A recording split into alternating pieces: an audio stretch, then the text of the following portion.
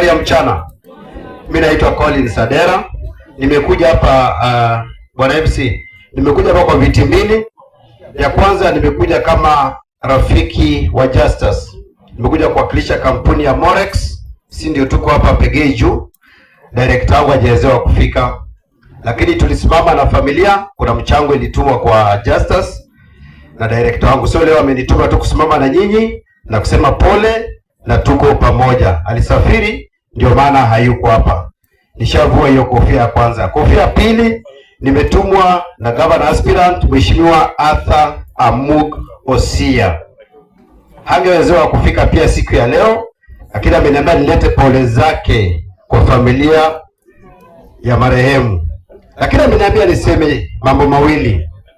Amesema kwamba sisi 2022 tulijitolea tukapea hiyo serikali ya county kura, si ndio? Lakini baada ya kuipea kura mumeona matokeo jinsi Mose amesema, jinsi Ausi amesema, hakuna kitu ya kusherekea kwa hiyo serikali.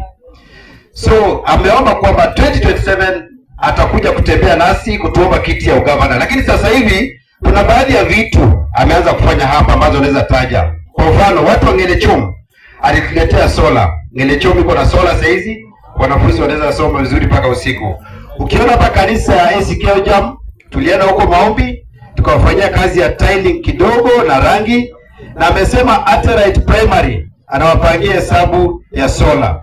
Hii siasa unasikia watu kusema kwamba MCA wanaenda huko wanashindwa kucorrect serikali, ni kukosa numbers. So mkiona vijana wetu wanasimama wanaomba viti za MCA, let's stand with them, tuwape kura, ndio tukisukuma gavana kule awe ako na watu wanaweza wakamtetea. Wangapi wanajua hapo Sia? Waniwekee mikono juu.